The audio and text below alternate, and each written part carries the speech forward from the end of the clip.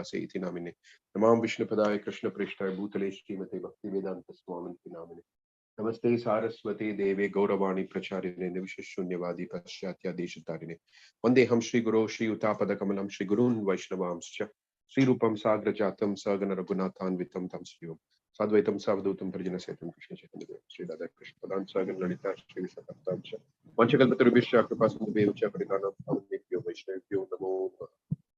जय श्री कृष्ण चैतन्य प्रभु नित्यानंद श्री अद्वैत गदाधर श्रीवासादि गौर वृंद हरे कृष्ण कृष्ण कृष्ण हरे हरे हरे राम राम राम हरे हरे हुक्म करोति वाचालं पंगुं लंघयते गिरिं देशे परमानंद माधवं श्री चैतन्येश्वरं कृतांचन स्मृते यस्मिन् दुष्करं सुकरं भवेत् स्मृते विपरीतं स्यात् Shri चैतन्यं Okay, Rudradeep Nimai Prabhu, could you kindly share the screen?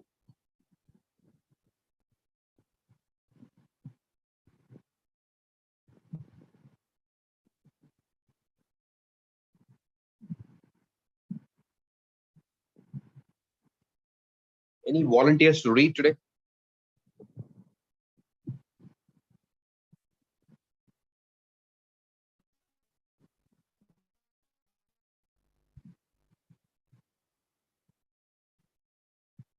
Hare Krishna, Prabhu. Prabhu, I can read. Yeah, sure. Okay, so we'll start. Bombay, January 24, 1972. Srila Prabhupada ki jai. On returning to Bombay, Prabhupada was disappointed to find that the devotees had neither paid Mr. N nor moved to Juhu. Madhudrisha Swami, whom Prabhupada had put in charge, frankly admitted his inability to accept the responsibility for such a difficult project. The disciple Prabhupada had originally deputed to handle such affairs was Tamal Krishna Maharaj. But now that he had taken sannyas, he had renounced his GBC duties for traveling and preaching, and Prabhupada was without a manager for Bombay. Already, Prabhupada was doing most of the managing, but he couldn't do everything. He couldn't stay constantly in Bombay. Searching for a veteran disciple to manage Juhu, Prabhupada thought of Brahmananda Swami, who was still preaching in Nairobi. Prabhupada decided to fly to Africa and invite Brahmananda Swami to come and manage Bombay. He wanted to act swiftly so that ISKCON could take possession of the land. Even if Mr. N changed his mind later, once the devotees were living on the land, getting them to leave would be very difficult for him. Srila Prabhupada planned to fly to Nairobi immediately, and he wanted to carry large Radha Krishna deities with him. The deities he had previously sent to Nairobi had been broken in shipping. So this time, Prabhupada brought with him strong-bodied Madhudrisha Swami to carry the 36-inch marble deities. With special permission from the airline, Prabhupada boarded, followed by Madhudrisha Swami, who held in his arms the 100-pound deity of Krishna. After setting Krishna in place beside Prabhupada's seat, Madhudrisha Swami left the plane and came back carrying Radharani. Prabhupada passed most of the flight debating with Madhudrisha Swami, who took the position of the impersonalist. Prabhupada would always defeat him. This is how you become a preacher, Prabhupada said. You must be able to take both sides of the argument and defeat your adversary. This is what Lord Caitanya would do. Since Prabhupada's first visit to Nairobi 4 months ago, Brahmananda Swami and a few American devotees had rented a house near the city. They had recruited some African devotees but had not yet developed the temple and ashram. Barely able to maintain their own simple program, they were unprepared to receive Srila Prabhupada properly. Typical of Prabhupada's stay in Nairobi was his arrival. No one was at the airport to meet him. The devotees were not even sure if Prabhupada was coming. Prabhupada's secretary had phoned Brahmananda Swami that Prabhupada was willing to come to Kenya, but that Brahmananda Swami should try to arrange a meeting with the president and schedule a big Pandal festival. Brahmananda Swami, however, had never received a clear message of when Prabhupada was coming. At the airport, Prabhupada and Madhu Swami carefully put the Radha Krishna deities into a taxi cab and rode with them to the address of the ISKCON center. Prabhupada rang the doorbell, and when Brahmananda Swami opened the door and saw his spiritual master, he cried out, "Prabhupada!" and bowed down. "What happened?" Prabhupada asked, standing beside Radha and Krishna. "Why no one came to pick us up at the airport?" Brahmananda Swami was unable to reply. No sooner did Prabhupada arrive than his assistant, Madhudvisha Swami, became bedridden with hepatitis. Prabhupada had left his regular secretary, Shyam Sundar, in India to work on a legal case concerning the Mayapur land, so he was now without a personal assistant. In Nairobi, Prabhupada followed his usual schedule of bathing in the afternoon and then putting on fresh clothes. But one day after his bath, he found that no clothes were ready. When he asked for them, Brahmananda Swami explained that the African servant had washed them and put them on the line to dry. But when Brahmananda Swami had gone to get them, they hadn't been there. Apparently, someone had stolen them from the clothesline. Prabhupada tolerated the inconvenience without any display of emotion. That evening, when the devotees of ISKCON Nairobi gathered in the temple to hear Prabhupada speak from Bhagavad Gita, Prabhupada saw the different items of stolen clothing on the African boys. One boy wore the kurta, another the top piece, and another the dhoti. Prabhupada pointed this out to Brahmananda Swami, who immediately took the boys out and retrieved the clothing from them. When Brahmananda Swami returned the clothes, Prabhupada didn't seem to take the offense seriously, but only laughed. Prabhupada did not laugh, however, at the Nairobi devotees' bad cooking. When they served him with white maize mush, he called it pig food, and the hard white chickpeas, he said, was suitable only for horses. Then Hari Kripa, a black devotee from America, went to the kitchen, boiled some vegetables, and served them to Prabhupada without any spicing. Prabhupada called it dog food. "You are still an uneducated African," he told Hari Kripa. And then he went into the kitchen to cook for himself.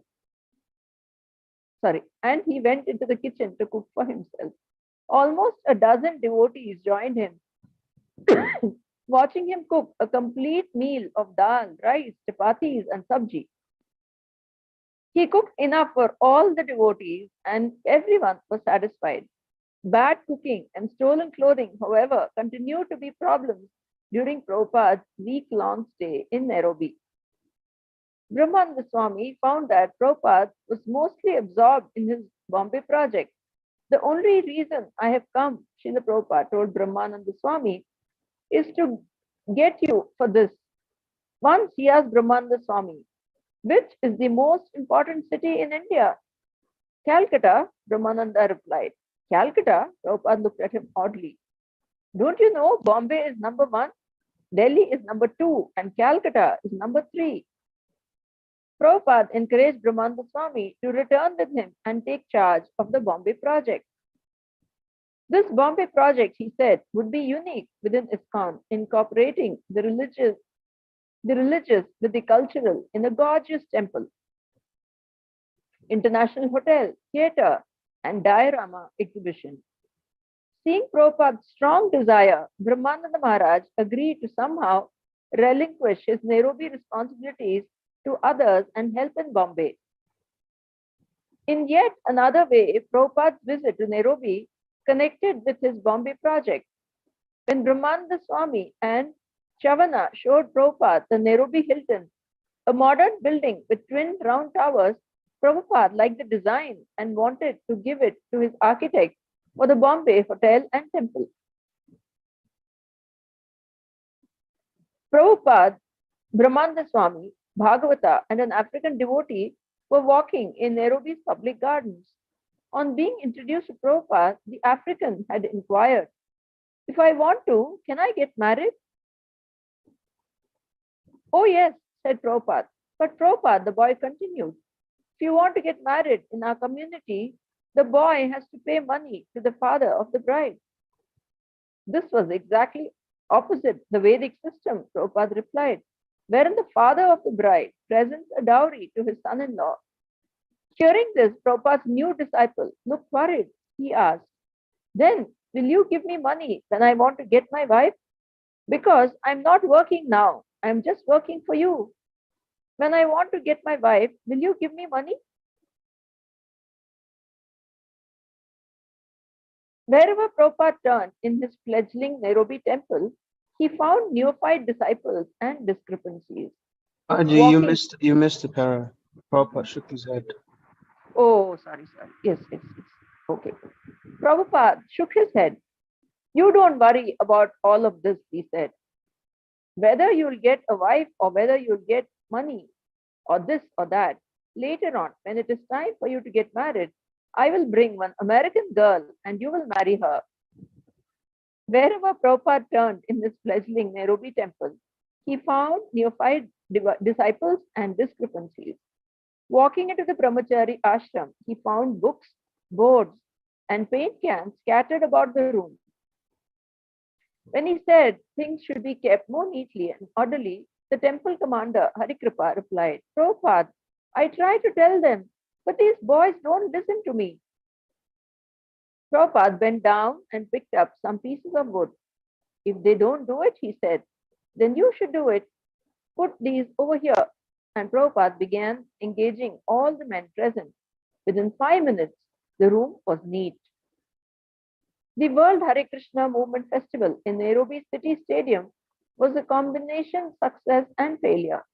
Although Brahmananda Swami had managed to see many highly posted government officials and diplomats, many of whom had promised to attend the festival, none of them actually appeared, except for Mr. Y. Komora, Kenya's Director of Education. But an audience of several hundred attended Kirtan, heard Prabhupada's speech, and took prasadam. Although the devotees had invited the leading Kenyan citizens to enhance the glorification of Krishna, the honored guest Mr. Komora used the opportunity to speak in praise of Kenya. Nevertheless, he spoke highly of Prabhupada and the Krishna consciousness movement. Regarding Bhagavad Gita, he said, your learned founder has made this great book available in the English tradition with an erudite commentary. Srila Prabhupada also attended other engagements in and around Nairobi. He told his Nairobi disciples that in preaching to the Africans, they should stress the chanting of Hare Krishna by holding public kirtans. Lord Caitanya, he said, spoke philosophy only with learned scholars like Sanatana and Rupa Goswami, never with ordinary men. Just chant Hare Krishna, he said. This should be appreciated. Srila Prabhupada installed the deities of Radha Krishna and named the Nairobi temple Kirat Shuddhi, a place for purifying the aborigines. One day, shortly after the deity installation, however, Prabhupada walked into the temple room and was shocked to find the deities out of their proper place in the center of the altar. Krishna was standing to the far left beside the bottom step leading up to the altar, and Radharani stood to the far right. Who has done this? Prabhupada called out loudly. Bhagavata came running into the temple room. He also was astonished. Who has put Radha and Krishna 10 miles apart? Prabhupada demanded. Don't you know these things? How many times do I have to teach you? Bhuta Bhamana suddenly appeared, admitting that he was a culprit. Why are they so far apart? Prabhupada asked. I don't know, Srila Prabhupada, said Bhuta Bhamana. I guess I just forgot. I was being rushed to go to the festival. So, Prabhupada demanded, does that mean they should be put out in the street? Bhuta Bhamana froze, unable to reply. Prabhupada relented. Take them and put them together, he said. They should not be moved more than 3 inches apart. Now do it nicely. After a week, Prabhupada left Nairobi and returned to Bombay. He had gone there to get Brahmananda Swami and he had accomplished his mission. Unless you agree to take charge, Prabhupada said, I could not go ahead and pay so much money. Now it was decided. He felt new hope. Prabhupada envisioned his Bombay project as extraordinary within ISKCON and even among all the temples of India. Many of the details of the project already existed within his mind, but he needed competent disciples to carry them out. He was still the lone leader of ISKCON, forging ahead to bring into reality new phases of the Krishna consciousness movement. His disciples were behind him, but it was always he who led. Even when he wanted his disciples as leaders of various ISKCON projects, they sometimes could not handle the responsibility. Therefore, Srila Prabhupada had gone to Nairobi in the mood of the Bengali aphorism he sometimes quoted. If you want to accomplish a thing, do it by your own hand. So, by his own hand, he had brought Brahmananda Swami from Nairobi to Bombay, and simultaneously, he had benefited the devotees and the general populace of Nairobi. Bombay, February 8, 1972. Prabhupada met with Mr. N and reiterated that he wanted to move into the land as soon as Mr. N received the second 50,000 rupees. Mr. N stood firm on their agreement and Prabhupada put the matter into the hands of his lawyer, Mr. D, for legal processing. Although Prabhupada was making all the managerial decisions, he wanted the GBC secretaries to take on the responsibility for these practical affairs. He thought it better to use his energy in writing and translating books. If you GBC do everything nicely, he told his secretary Shamsundar, then my brain will not be taxed and I can utilize my time completely to produce further books. I can give you Vedas, Upanishads, Puranas, Mahabharata, Ramayana, so many. There are so many devotional works in our line by the Goswamis. This administrative work is taking too much time. I could be discussing philosophy. My brain is being taxed day and night. Because of this, I'm neglecting my real work. Aside from directly managing the Indian projects, Prabhupada was answering as many as dozen letters daily from devotees around the world. Why do they keep writing, asking so many questions? He asked his secretary. The devotees prefer to ask you personally, Shamsundar said, because their GBC men don't always know the right answer.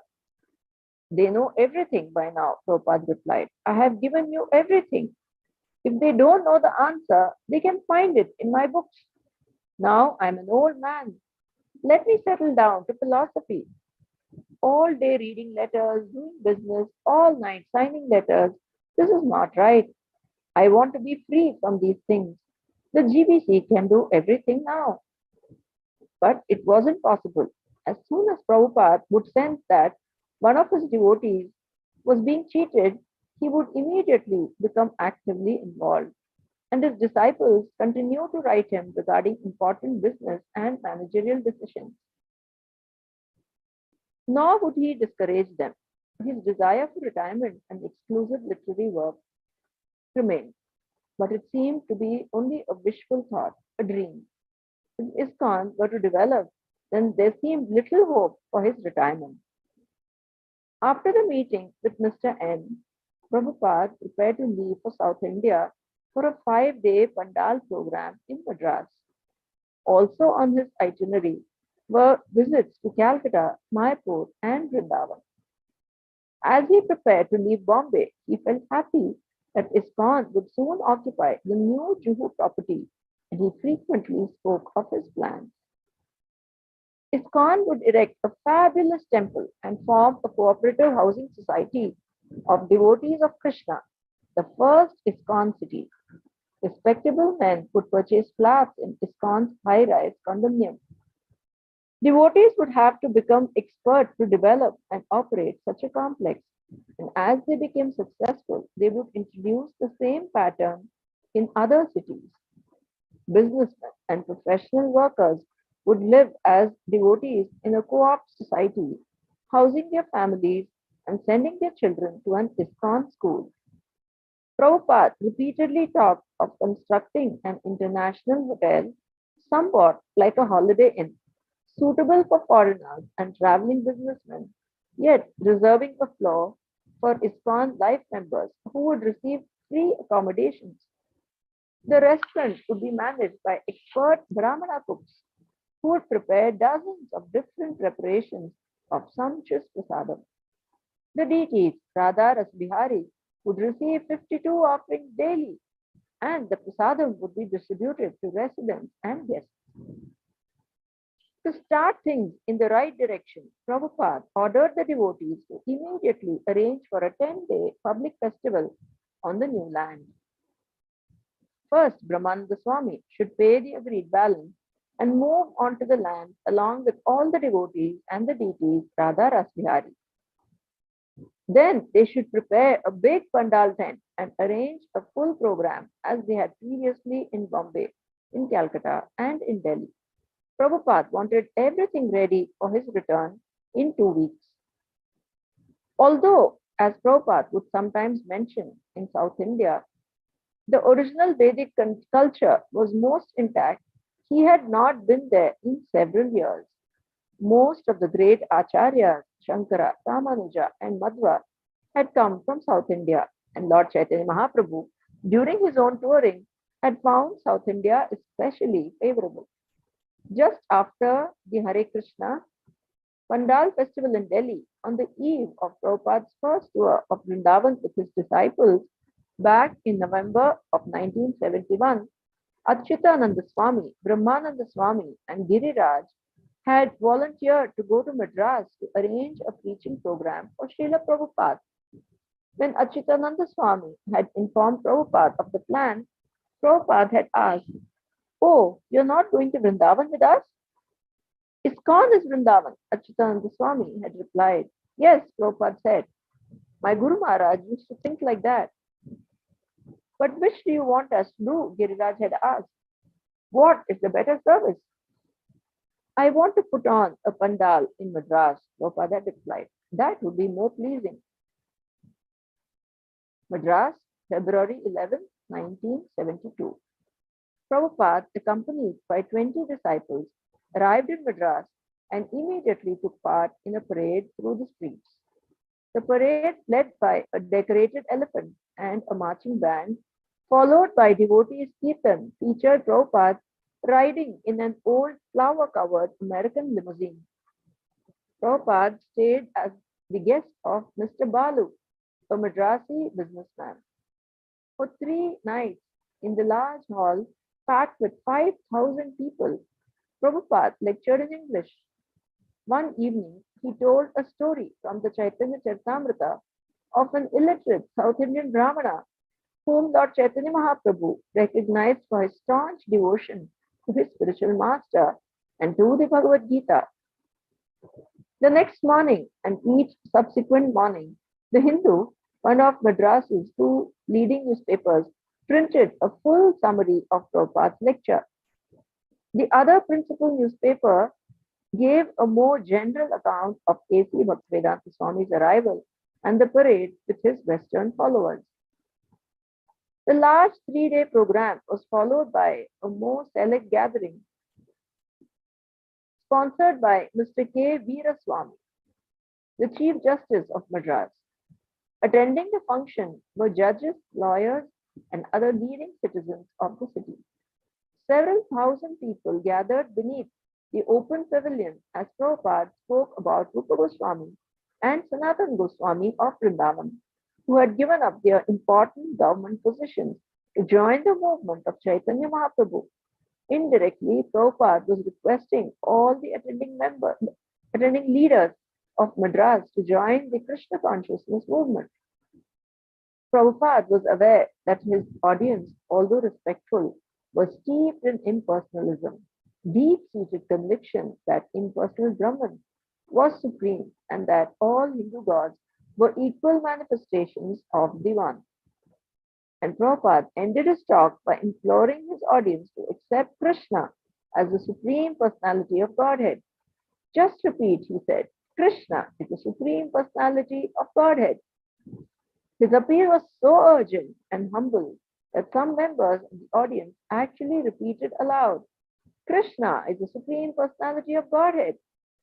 The Hindu's editor and publisher, Mr. Kasturi, was in attendance, and he printed a detailed summary of Prabhupada's speech in the next day's paper.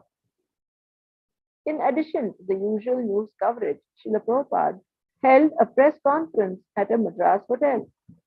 Already happy with the press coverage, he appealed further to the roomful of reporters. Giriraj, Prabhupada wasn't speaking to them as if they were newspaper reporters.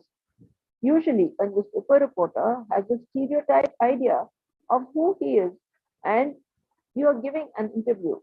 So you have your stereotyped idea of who you are, and you answer his questions thinking of how it will be published.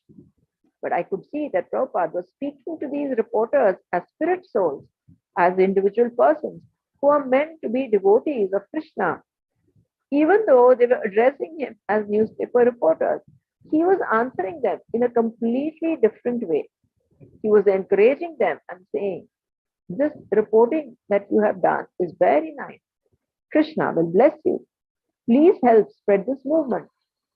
They were asking questions, thinking of his answers in terms of something to publish in the newspapers.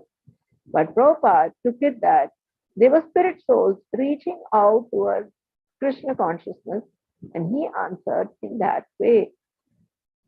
Within a few days of Prabhupada's arrival, the whole city was feeling the presence of the Hare Krishna movement.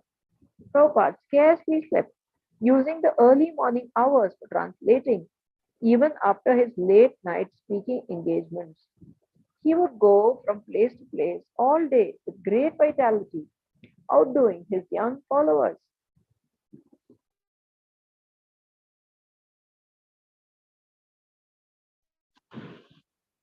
A prominent businessman was also well known as a religious man. He received Prabhupada warmly and respectfully, according to proper Vedic etiquette. Prabhupada noted that Mr. Balu had his own temple with beautiful Radha Krishna deities and a large tulsi plant.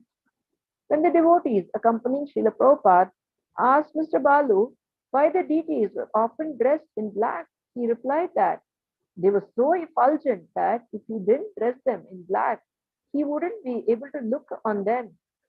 He did not make prostrated obeisances to his deity because he and his wife were Krishna's father and mother, he said. And how can the father pay obeisances to his son? Prabhupada and his host related to each other graciously. But one night, Mr. Balu and his wife came to Srila Prabhupada and asked him to please speak about the Rasa Leela of Radha and Krishna. Prabhupada replied that the Rasa Leela, being the most exalted spiritual topic, was meant only for liberated souls. Only one completely free of material desires, Prabhupada explained, was fit to hear the Rasa Leela. No, Swamiji, Mr. Balu insisted. My wife and I are very keen. You must recite Rasa Leela. Again, Prabhupada described the exalted position of the Rasa dance, repeating that only when one is completely free of all material attachments to wife, family, home, and money could he become fit to hear of Krishna's Rasa dance. Mr. Balu then folded his hands and politely repeated, Swamiji, my wife and I plead with you, please recite Rasa Leela. Then Prabhupada replied, well, you may be fit to hear Rasa Leela, but I do not feel that I am qualified to speak it. So kindly ask Mati, someone else. you can just pause for a minute, for a few minutes. Okay. First about Prabhupada actually going to Nairobi and the humorous episodes of his clothes getting stolen, and then Prabhupada finding them among the devotees in the temple, the boys wearing them. And Prabhupada actually laughs at what he saw, because they were totally unaware of the etiquette of dealing with a exalted personality, a sannyasi. And then how Prabhupada first calls the food pig food, and finally when he's offered boiled food, he calls it dog food. But if you notice, what's happening there is that Prabhupada is not unrelentingly chastising his disciples or his followers. He chastises them, then he goes to the kitchen and does things himself. And towards the end of that section, Sasarup Maharaj quotes how the Bengali saying that if one really wants to do something, then one should do it oneself. So Prabhupada believed in that very strongly. He was not someone who would keep on criticizing and complaining. He would always try to be a part of the solution. He would offer the solution himself, teach people how to do things. So this is Prabhupada. He was the world acharya, the world's acharya. So he was not someone who would just sit down and just order his followers to do different things. Wherever the disciples were lacking, Prabhupada is willing to personally fill in and also teach his disciples how to do things. And we notice how Prabhupada was impressed with Achyutananda Swami when he said that ISKCON is Vrindavan. So Prabhupada liked it very much. He said, my Guru Maharaj also used to think like this. So for us, our preaching field is Vrindavan. So yes, Vrindavan is also a location in India, in a state called Uttar Pradesh. At the same time, Prabhupada came to carry Vrindavan around the whole world. So the preachers of the Krishna consciousness movement are meant to follow in his footsteps to carry ISKCON, carry Vrindavan around the world. ISKCON was something which Prabhupada crafted to establish Vrindavan in different places. So when we go out on Sankirtan, when we go out on book distribution, when we go out on preaching, we are taking Vrindavan with us. So that is the idea. And Prabhupada very much liked that when Achyutananda Swami said that ISKCON is Vrindavan. And then here we see how Prabhupada is talking to Mr. Balu and his wife. Prabhupada is Krishna's pure devotee. His only business is to please Krishna. So here, although he's a his host is a prominent gentleman, still Prabhupada does not relent. He will not do something inappropriate just to please his guests. His only business is to please Krishna, and he would never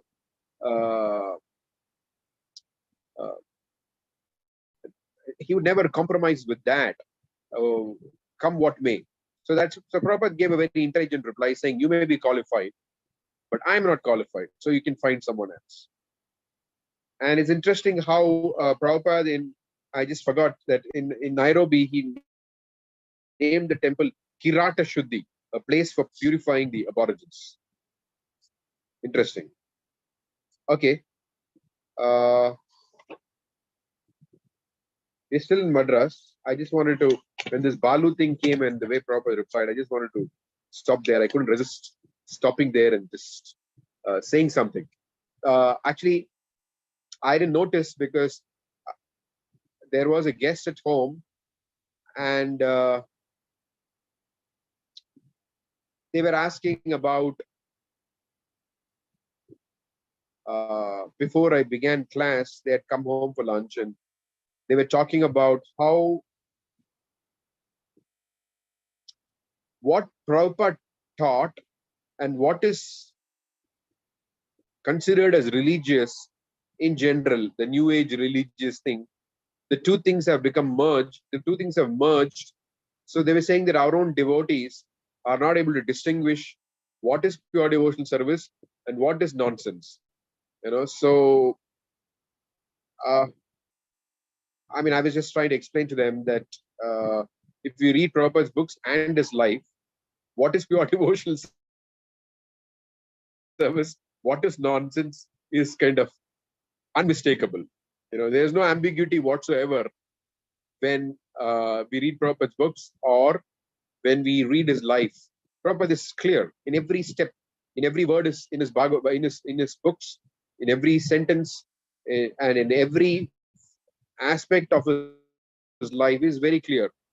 It was black and white. There is something called pure devotional service, and there is something called nonsense. There is pure devotional service, and there is nonsense. That's it. Anything other than pure devotional service is nonsense. Of course, there could be gradation in terms of dharma and adharma. Yes, the dharma is definitely higher than adharma. But from the perspective of pure devotional service, we don't consider dharma also to be on I mean, because Krishna's teaching is sarva dharma and pariteja, because all processes of dharma are centered around sense gratification.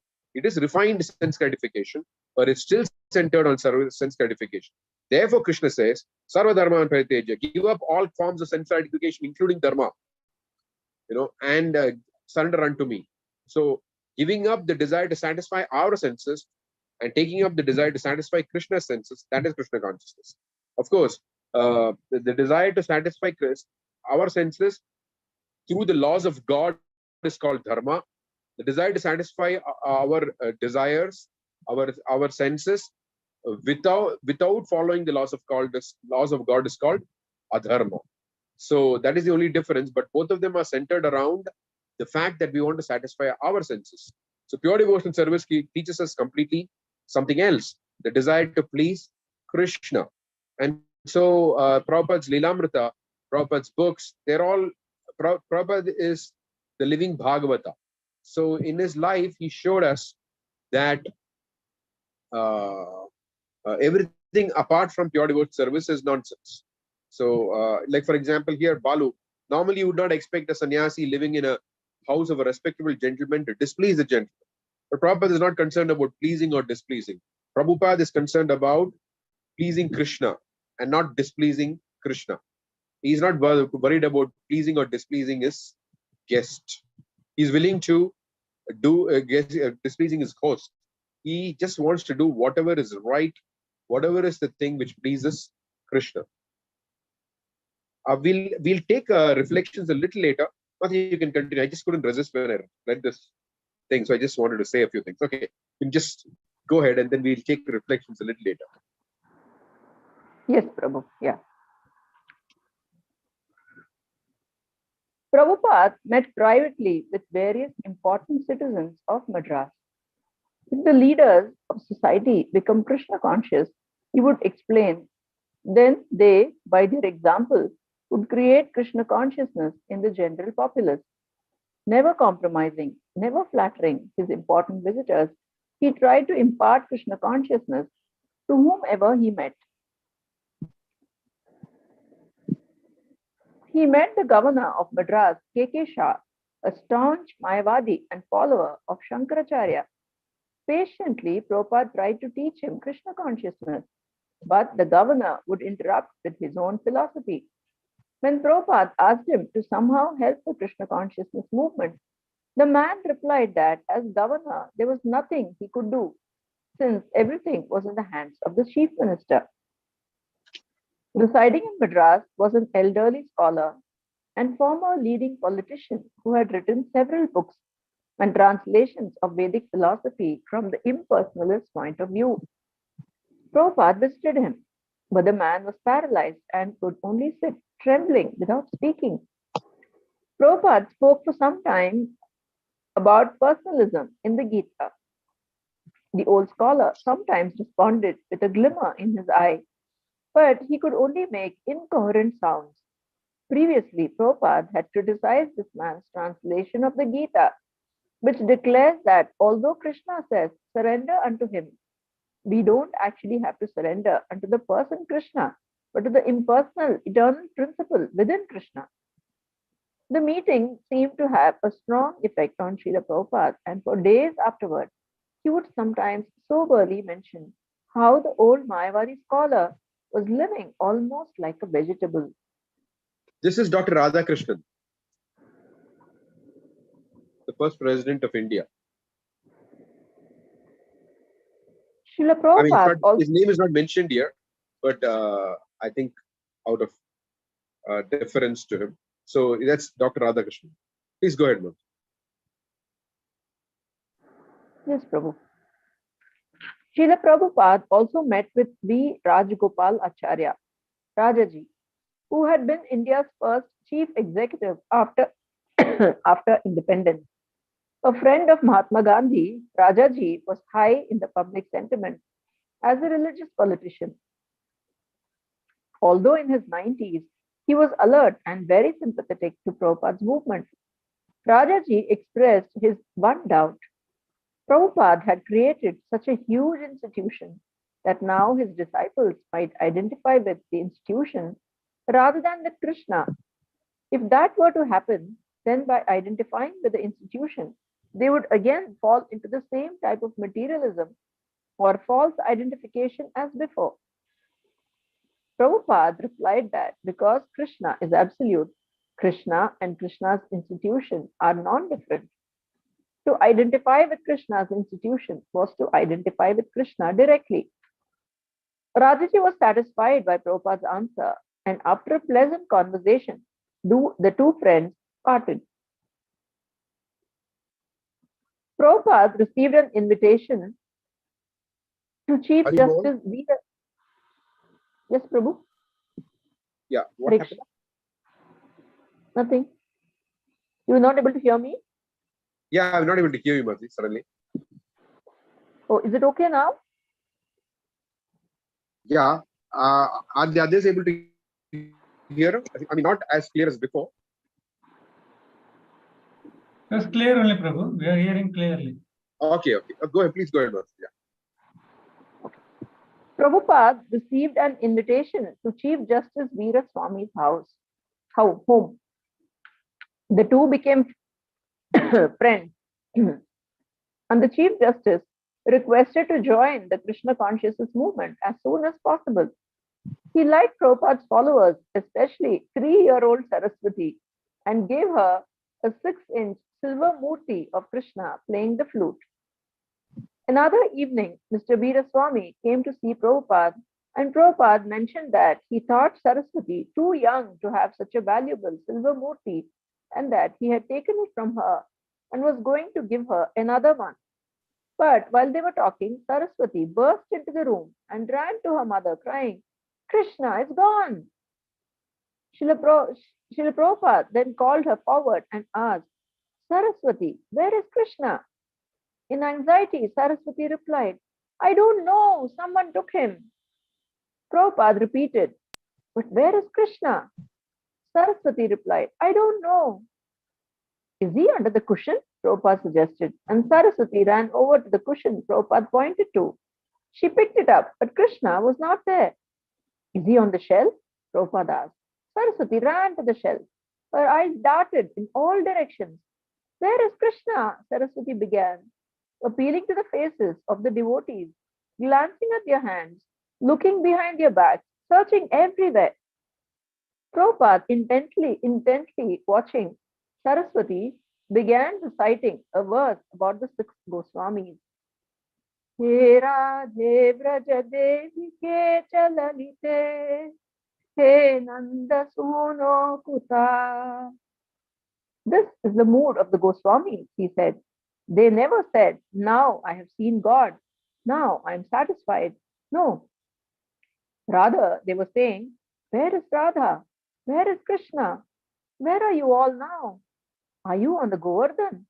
Or are you under the trees on the banks of the Yamuna? Where are you?" In this way, they express their moods of Krishna consciousness. Saraswati's anxiety had become heightened to the point of tears. One of the devotees then hinted, "Saraswati, where is Krishna? Who has Krishna?" Saraswati's eyes widened. She exclaimed, "Prabhupada has Krishna." and she rushed up to Prabhupada, convinced that he was holding Krishna. And Prabhupada reached behind his seat and pulled out a small Krishna murti similar to the silver Krishna he had taken from her. Here is Krishna, Saraswati, Prabhupada said. Saraswati was in ecstasy. All the devotees were struck by Prabhupada's exchange of devotional feelings with even a small child. By his expertise, he had created within her a mode of separation from Krishna. Prabhupada continued explaining to the Chief Justice about the mode of separation from Krishna. For centuries, certain religious and social controversies had divided Madras, and Prabhupada often addressed these issues. One conflict was between the Brahmanas and the non-Brahmanas. Because those born in Brahmana families had traditionally monopolized the important governmental, social, and religious posts, the non-Brahmanas had developed a powerful political opposition, passing laws banning such things as religious pictures. In their mundane political conception of the sacred Ramayana, they had even committed offenses to the deities of Lord Rama. In talking with his disciples, Srila Prabhupada said, "The Chief Justice is Brahmana? I don't think so. He may be a Kshatriya, but you can tell him that we can solve the whole problem between the Brahmanas and the non-Brahmanas. We will give facility that anyone can become a Brahmana. He simply has to follow our principles and we will make him a Brahmana." Prabhupada said the Shastra states that in Kali Yuga, the demons will take birth as Brahmanas, thus this deep controversy. The so-called Brahmanas, the leaders, were not satisfying the people. Prabhupada said that anyone who followed the four regulative principles, chanted Hare Krishna, and took Vaishnava initiation could become a Brahmana, and that would solve the whole problem. They should begin, Prabhupada said, by making Chief Justice Veeraswamy a Brahmana. Mr. Veeraswamy admitted that he was already eager to take initiation from Srila Prabhupada. His only difficulty was giving up tea drinking. When Prabhupada heard this, he said that even if the justice did drink a little tea, he would accept him as an exceptional case. Some of Madras's caste-conscious Brahmanas criticized Srila Prabhupada's creating Brahmanas from low-born Westerners. During a gathering at the home of a Madrasi Brahmana, one of the guests commented to Prabhupada, "Swamiji, your disciples don't pronounce the Sanskrit very nicely. Even the Hare Krishna mantra, they sometimes do not say correctly." "Yes," Prabhupada replied, "that is why we have come here, to get your association so you can teach us." Srila Prabhupada encountered another long-standing South Indian feud between the Shaivites, followers of Lord Shiva, and the Vaishnavas, followers of Lord Vishnu. The Shaivites generally espoused an impersonalistic philosophy, declaring God to be impersonal one, appearing in many forms, such as Shiva and Krishna. But since all the forms were one ultimately, fighting as to which God was best was petty and childish. Prabhupada's disciples found this philosophy difficult to deal with, and when Giriraj had argued with a wealthy Shaivite, Mr. Ramakrishna, they had separated with hurt feelings. But in meetings with other persons in Madras, Giriraj was often reminded, "Have you met Mr. Ramakrishna? He's a very good man and a leader in religious functions." Giriraj became embarrassed and decided to make another attempt to win Mr. Ramakrishna's friendship. They talked again, but remained unsatisfied. Giriraj then informed Prabhupada and asked if he would meet Mr. Ramakrishna himself. Prabhupada agreed.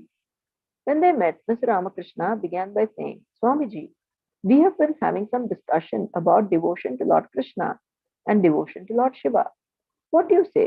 Who is greater, Krishna or Shiva?" Prabhupada replied that actually the word bhakti or devotion could not properly be applied to the worship of Lord Shiva. Bhakti, he said, meant service without any material desire, whereas puja included service with the desire for some return. Bhakti, therefore, could only be applied to Krishna.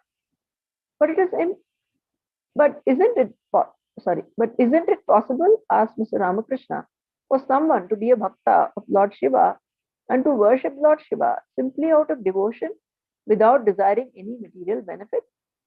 It may be possible, Prabhupada replied, but generally not. Just like when a person enters a liquor shop, generally it is taken that he is going for drinking, although there may be some exception. Prabhupada gave the example of the gopis' worship of the goddess Katyayani. Their worship had not been for material benefit, but for devotion to Krishna. Similarly, if one worshipped Lord Shiva with the aim of serving Lord Krishna, that would be bhakti. But people generally approach Shiva for material benefit. Although Mr. Ramakrishna was usually prone to argue these points, Prabhupada's answer satisfied him. Srila Prabhupada's most acute controversy in Madras was not with Smarta Brahmanas, Mayavadis, or Shaivites, but with some of his own god brothers.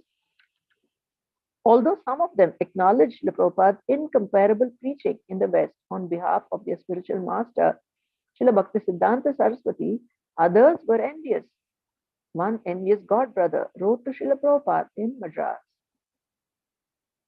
Reverend Swamiji, I listened to your discourse on bhakti at Rajeshwari Kalyana Mandapam on the 12th instant. I am filled with doubts on the following.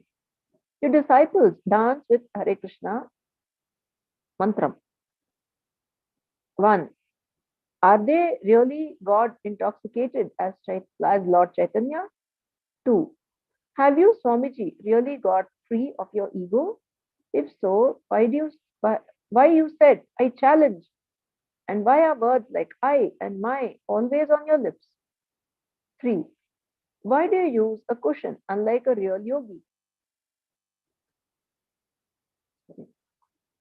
Did Lord Chaitanya use cushions? 4. Why do you wear ring and a wrist gold watch? Are you not free from material attachment? 5. Did you visit Lord Chaitanya Krishna temple at Gaudiya Math? If not, why not? The purest Vaishnava cult is indwelling there with pious Swamijis, with Lord Krishna dwelling therein. Melodious sound from your throat is absent, but a jar scene, undivine comes out. Is there any divinity in your person? I doubt. One disgusted on hearing your speech. Although Srila Prabhupada was surprised and hurt by the extreme virulence of such a letter, he was accustomed to his god brothers' slights and insults. He forbade his disciples, however, to get involved in fights with his god brothers. Rather, they should simply avoid them. He said that persons who criticized the spreading of the Krishna consciousness movement were useless and that he would push on. The dogs may bark, but the caravan will pass. In contrast, the venomous letter came a letter from Tridandi Swami, Bibi Puri Maharaj, another of Srila Prabhupada's god brothers. Puri Maharaj, as Prabhupada called him, had a small ashram in Visakhapatnam on the Bay of Bengal between Madras and Calcutta. Hearing that Prabhupada was going next to Calcutta, Puri Maharaj invited him to visit. With innumerable satsanga dandavats at thy lotus feet, I beg to acknowledge the kind letter. The citizens of Visakhapatnam are very anxious to have the darshan of your holiness. We are exceedingly glad and eager to hear Sankirtan and the divine message from your holy lips. I hope the Sankirtan movement at Madras is attracting thousands of citizens. Again, with dandavats to all the Vaishnavas, I remain Dasanu Devi Puri. Visakhapatnam. Could you just stop there? We'll take some reflections before we go on to Puri. Sorry, before we go to Visakhapatnam. Any thoughts, reflections, questions so far about what we did? Hare Krishna, Prabhu. Yes, Swamiji. Prabhu, though it is said that this Ramakrishna had a heated argument with Giriraj Maharaj, but when Prabhupada said that ultimate worship is worship to Lord Krishna, he never seemed to have any argument. He seemed to be quite okay to accept that. That's just Prabhupada's purity working, is it? Yeah. Also, you see, if you Prabhupada also gives the example that generally, if you go to a liquor shop, it's understood they're going to drink liquor. I think he got that point also, is that generally people approach Lord Shiva for material desires, right? So the concept of people approaching Lord Shiva for anything other than material desires is not known.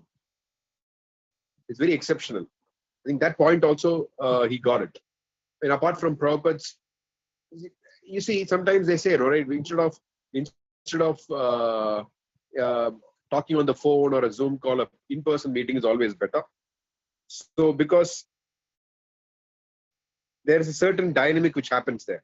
Of course, that is a mundane thing, but it also has spiritual significance when a pure devotee is there, because his personality, his transcendental body language, his transcendental, everything transcendental will also impinge on the personality impinge on the consciousness of the person whom he is talking to. So that definitely, as you said, that's a factor. But apart from that, he actually logically, Prabhupada also said that, I mean, practically in India, where do you find someone who goes to Lord Shiva to pray for anything other than some material benefit? Whereas the Lord Shiva, with Lord Krishna, you have the acharyas, you have so many things where it's not an exception to go to Krishna to ask for to pray for something that is not material.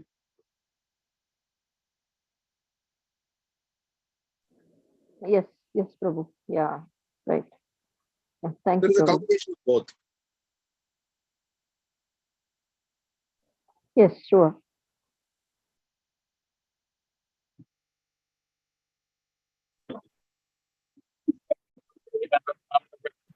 Yes, yes, Suji. There's a bit of background noise, so apologies.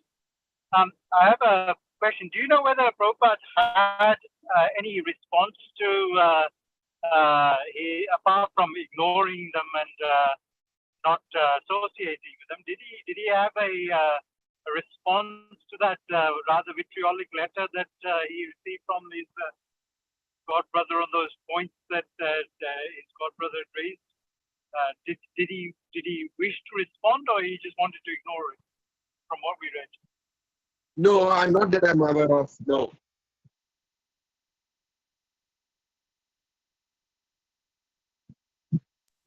Okay, thank you. No, I think I've not heard of any anecdote where he responded like. You only find this in the Lilamrita. Generally. Yeah, you don't find this generally anywhere of. I mean, that I'm not aware the proper responded to this letter.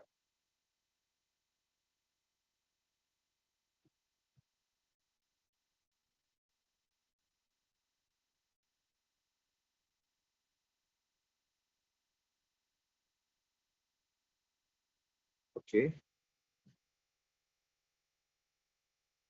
What else? Anything else? Who else would like to say something?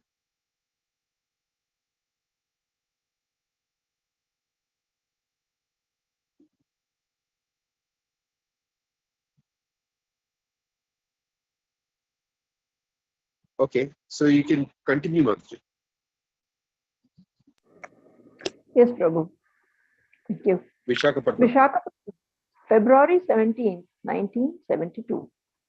A broad beach of white sparkling sands and the Bay of Bengal's warm, clear waters were special features of Srila Prabhupada's visit to Visakhapatnam. Puri Maharaja's small ashram, where Srila Prabhupada stayed, was only 5 minutes from the ocean, and every morning Prabhupada and his entourage, about 15 devotees, would take long walks along the seashore. Yamuna. I don't think Prabhupada ever excluded any of us from going with him to the beach. All the devotees knew at which time Srila Prabhupada would be taking his walk, and we would come out from our different quarters and follow him to the seashore. The walks were brisk and refreshing and full of talk about Krishna. Somehow or other, we were all able to hear Srila Prabhupada speak. Gurudasa. I always went on every morning walk, but one time I was sitting in the temple when suddenly I saw Prabhupada and the devotees going toward the beach. I immediately ran out of the temple to join him without even taking time to get my shoes. But there were barnacles and rocks leading down to the beach. When Prabhupada saw me coming, lifting my feet up high, painfully hobbling down the rough road, he looked over and said, "Oh, your feet are hurting. Why aren't you wearing shoes?" I said, "Prabhupada, when I'm with you, I don't feel pain." So Prabhupada stopped and said, "Then why don't you cut your throat?" Everyone laughed, and I laughed also. He said, "There is enough tapasya. Why create your own?" Guru Kripa. Prabhupada would talk philosophy on and on. There were many things I couldn't understand. I would just listen anyway, although I couldn't remember anything. I would just hear and hear, but it hadn't registered yet. I used to walk behind him on the beach, and I figured that if I can't follow his teachings or example yet, at least let me step in his footsteps in the sand. Vishakha. Sometimes a dog sometimes a dog would try to follow us or would bark at us. We were all surprised to see how Prabhupada would flick his cane and the dog would run away. Once, when we passed a cow on the road, Prabhupada gave her ample room to pass, and he told us the story of how he had been gored by a cow shortly after he had taken sannyas. Tejas. Once on a morning walk, Prabhupada was speaking about the dog. He gave a reference to a shloka by Chanakya Pandita about the 5 good qualities of a dog, that he is very faithful and satisfied with anything. And soon Prabhupada said, we should be Krishna's dog. He was also speaking about how our pujaris should never be paid. The teacher and the pujari should never receive a salary. They must work in pure devotion. The Kshatriya also. He said that was a mistake in government today, that the Kshatriyas are being paid. He discussed so many things, one after another. Nandakumar. Srila Prabhupada would tell us to go bathe in the ocean. Go to the beach, he would say. So one day I asked him, Srila Prabhupada, whenever I go down to the beach, the sun is warm on my body. The water feels so good. The sand, it seems like such a comfortable material situation. How should I understand your reason for asking us to go to the beach? I know the spiritual master never gives his disciple anything that will cause him to become materially attached, but always gives him whatever he needs to remember Krishna. But when I go to the beach, it seems I just enjoy my senses. How can I relate that to Krishna? How can I understand that this instruction is for my spiritual benefit? Prabhupada said, the sun is there, Krishna is the light of the sun. The ocean is there, Krishna is the taste of water. You are surrounded by Krishna. How can you forget Krishna? He is all around you. Panchajanya. I was a new devotee and I asked Prabhupada, what about swimming, Srila Prabhupada? Is that not Maya? Prabhupada said, Lord Caitanya used to go swimming all the time. He used to play ball. So you can go and swim. Just make sure you remember Krishna. Puri Maharaj's ashram was a simple single-story building of about 8 rooms. When he offered Prabhupada a room next to his own, Prabhupada was pleased, accepting it as an expression of friendship. Prabhupada relaxed with his god brothers, Puri Maharaj and Ananda Brahmachari, speaking with them in Bengali. Puri Maharaj said he appreciated Prabhupada's work and his Western disciples. Prabhupada's disciples had already seen formal exchanges of obeisances between Prabhupada and his god brothers, as when in Bombay they had seen Prabhupada get off his Vyasasana and offer dandavats to his god brothers. But in Vishakhapatnam, they saw more intimate dealings. They saw for the first time Srila Prabhupada living comfortably at ease in the same quarters as his god brothers, and they didn't feel themselves being treated condescendingly or superficially or being regarded as oddities.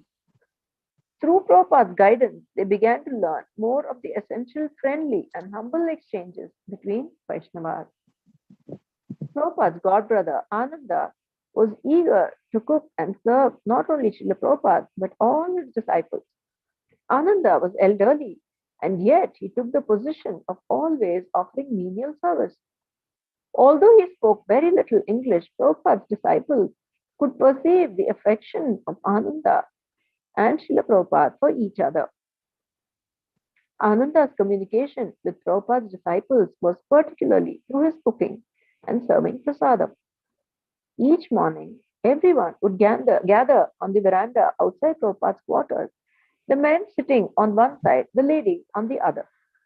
Down the center aisle, Ananda would walk briskly, distributing prasadam, while Prabhupada sat at one end in a wooden chair, fingering his japa beads and observing the devotees take prasadam.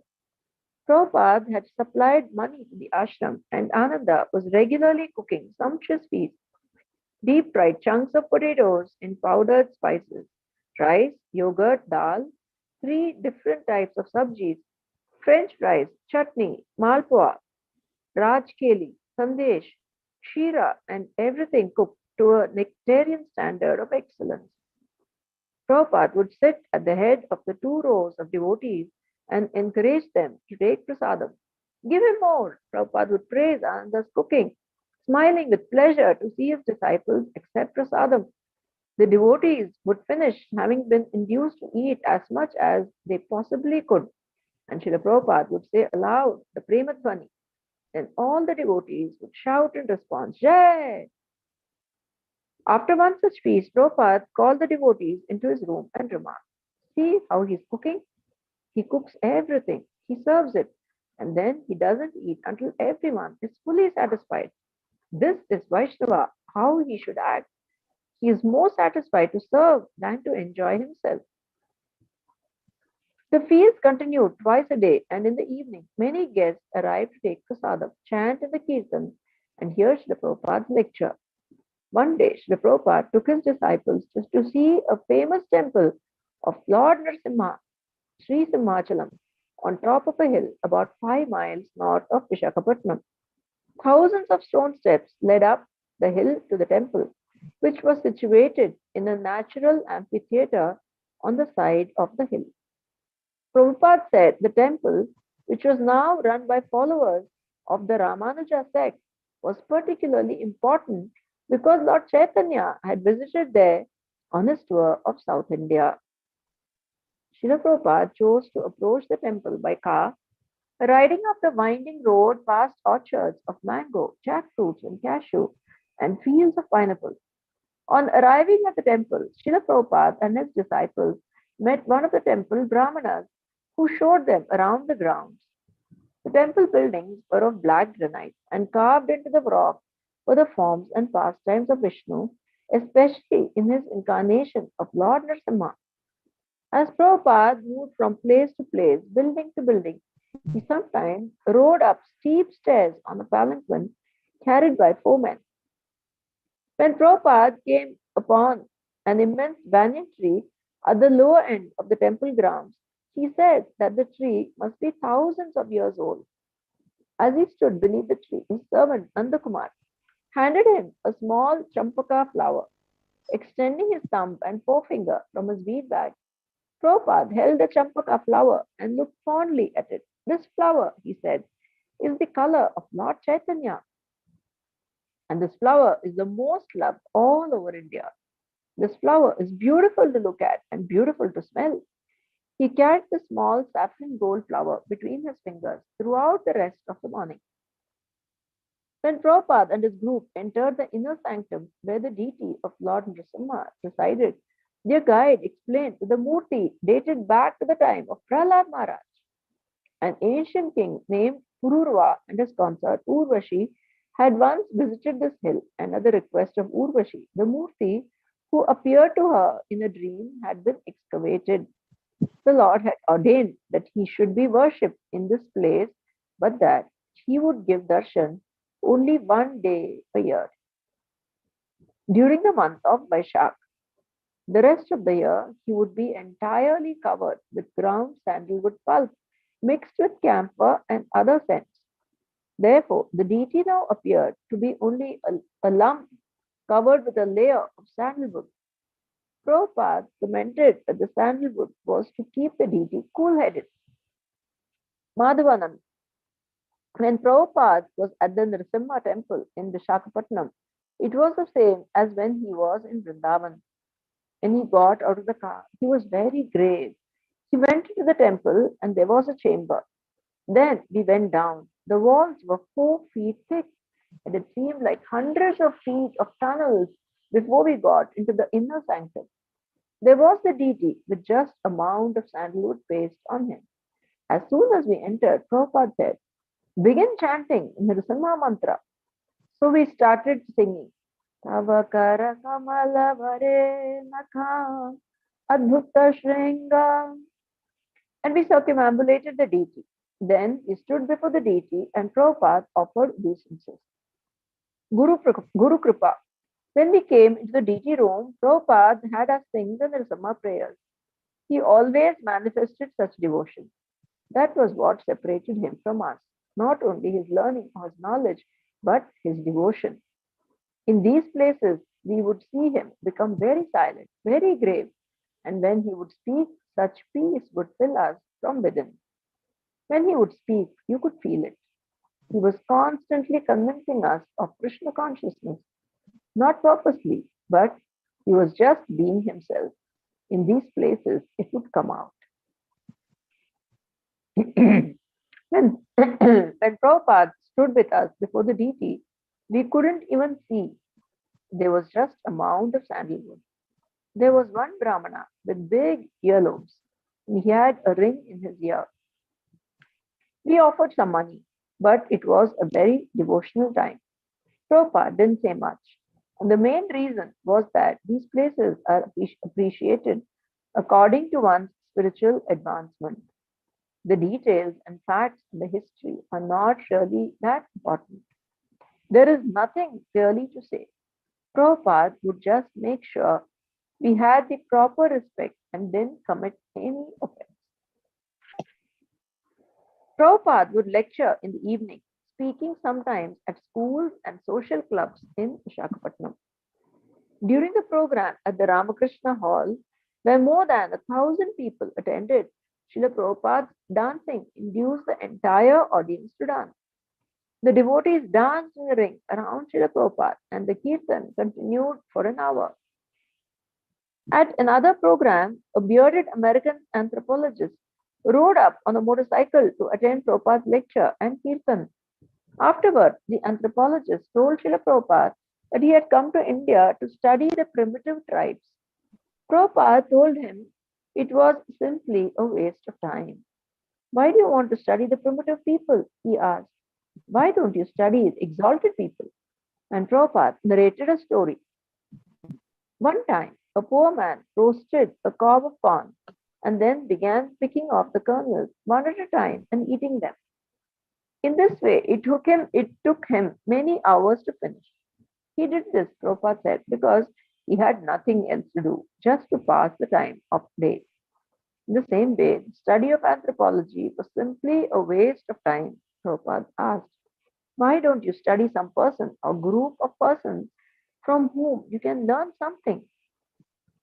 During the day, Prabhupada would sit outside his room and enjoy the atmosphere.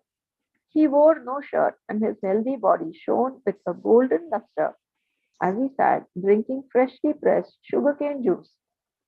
This is how it is in Vaikuntha, he said.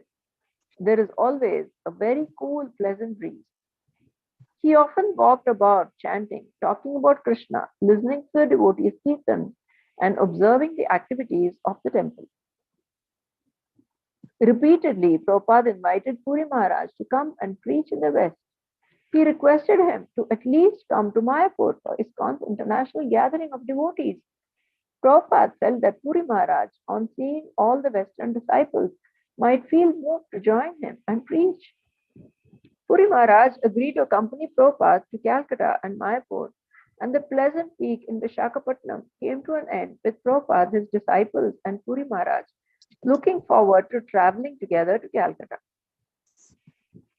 Guru Kripa. Although we arrived at the train station early, the train was already at the platform. It was very hot and 5 or 6 of us were having kirtan.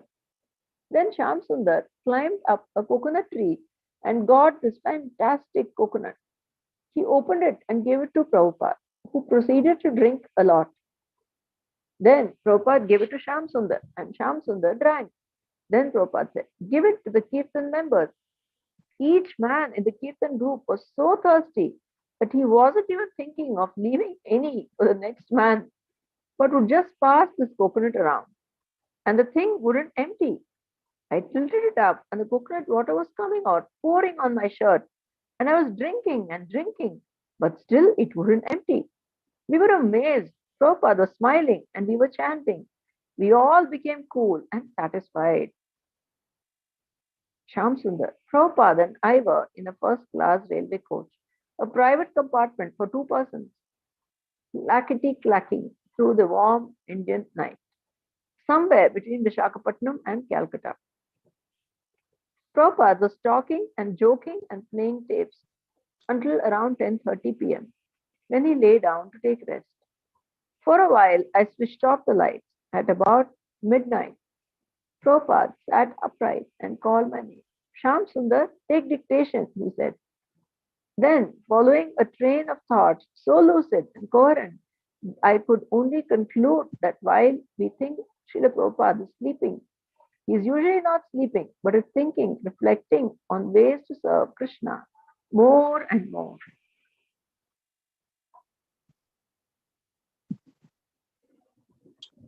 So we come to the end of the chapter. So we see how, even by hearing about Srila Prabhupada's visit to Visakhapatnam temple, we're able to experience, at least we get a glimpse, we get some, because spiritual experiences are not limited by space and time.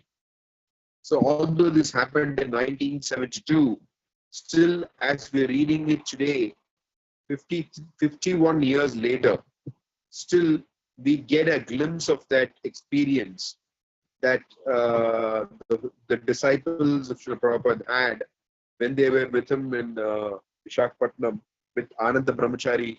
Prabhupada says, this is what you do.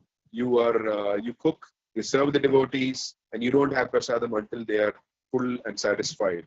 Because Prabhupada says that the idea is that you derive more satisfaction by seeing them having prasadam, or them honoring prasadam than you yourself eating.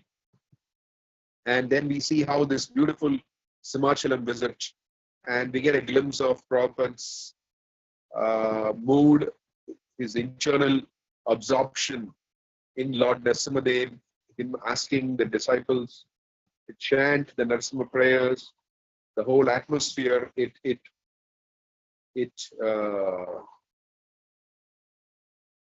emerges out of the Lilamrita and gets and penetrates into our hearts, because this is our this is a spiritual subject matter.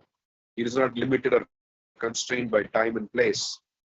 So even today, we are able to get benefit of the visit of Srila Prabhupada's visit with his followers to Visakhapatnam and Simhachalam.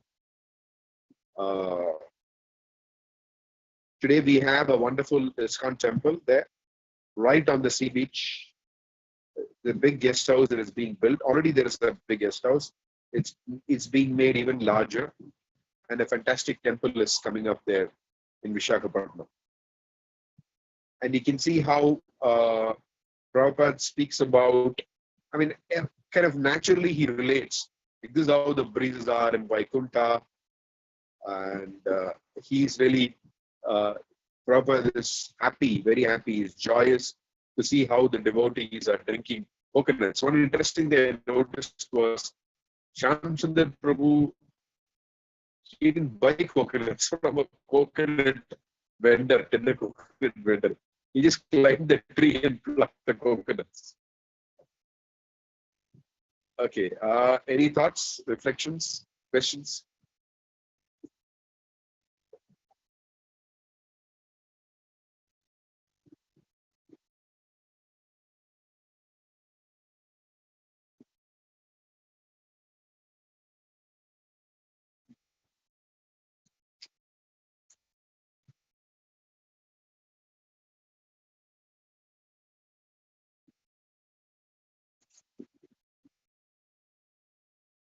Okay, I think, Mati, you can go on to the next chapter. We'll read a little bit and then we'll stop. Okay, Prabhu. This the coconut, tender coconut was a kind of a nice miracle kind of thing, no? Prabhupada shows Pardon, Mati? that tender coconut that they all had, and they said that they all of them had, and it just wouldn't empty it. They went on drinking and drinking and drinking. Yeah, I think he got multiple tender coconuts. Oh, is it? Not So just not one. just Not one. just one.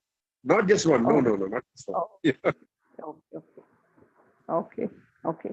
It seemed as if he gave the same coconut to everybody the way it read. Okay. I misunderstood. Thank you, Prabhu. Yeah. Okay. Chapter 39. I will build a wonderful temple for you. Prabhupada had postponed the Mayapur cornerstone laying ceremony until Gaura Purnima, the appearance day of Lord Caitanya, February 29, 1972. He had requested a big festival with a pandal and free feasting for guests.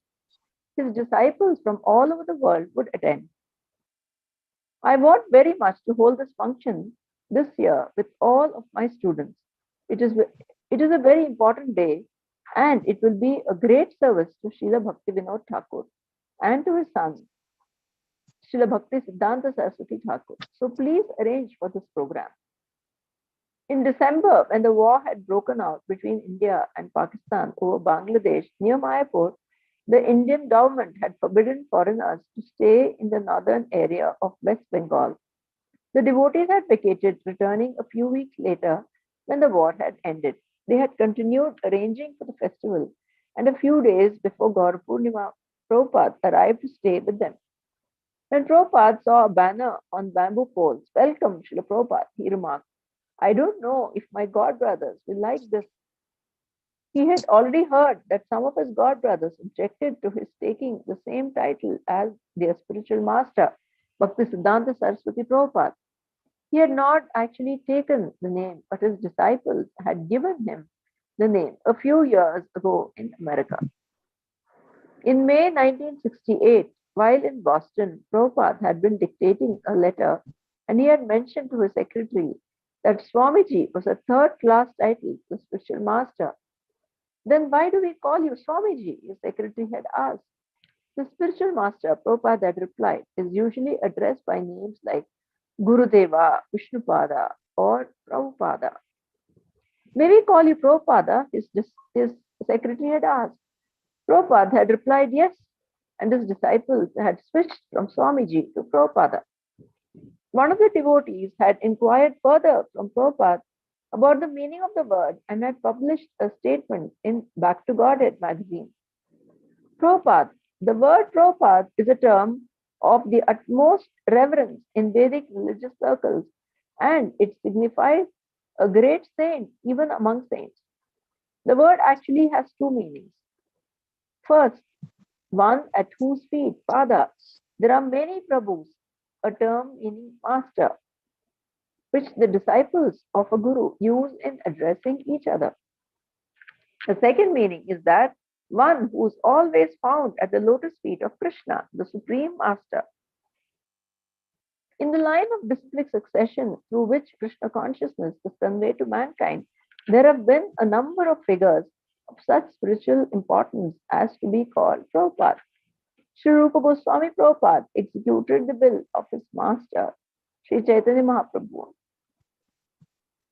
and therefore he and his associate Goswamis are called Prabhupada.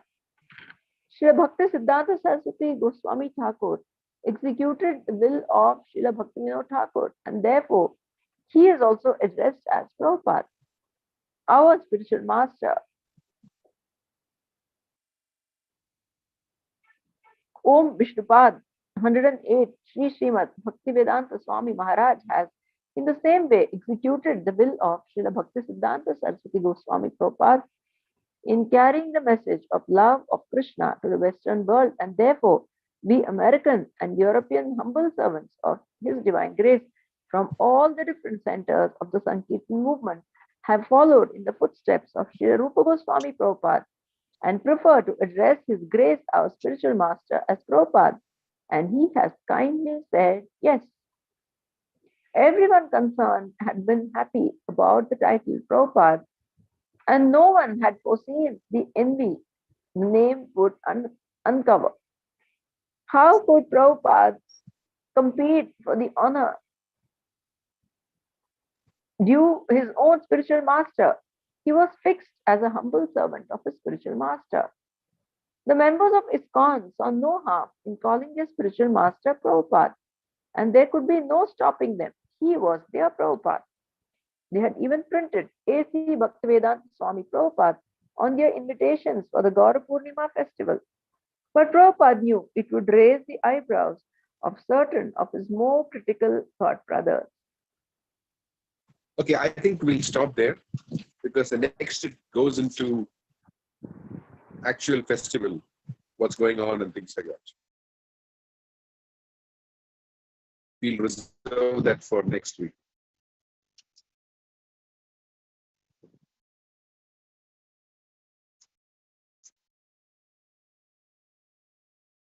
Okay. It's an interesting ending though, the description of the name Prabhupada.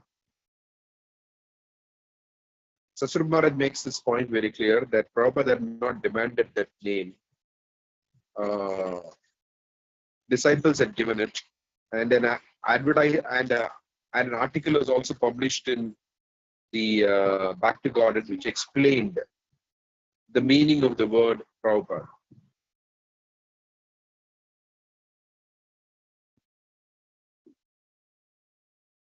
Even today, during Srila Prabhupada's disappearance day, I remember once I was repeating, 2 years ago, I think, I was repeating for Japatak Maharaj, and he said, Srila Bhakti Siddhanta Saraswati Thakur Prabhupada.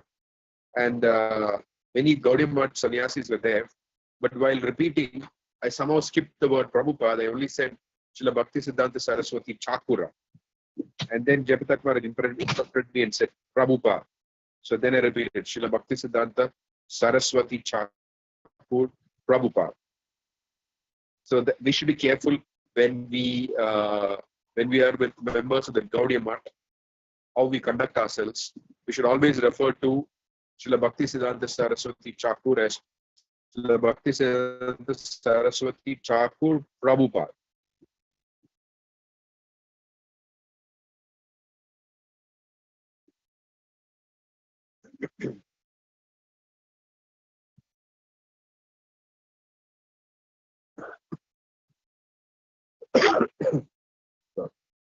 Any thoughts, reflections?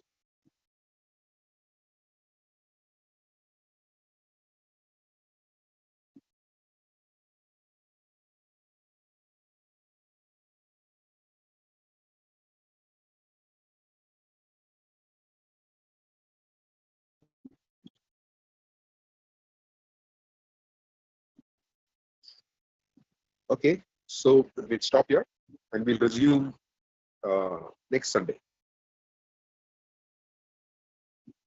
Vanchakalpatarabhyascha kripasindhubhyevacha patitanam pavanebhyo vaishnavibhyo namo namah. Srila Prabhupada ki jai.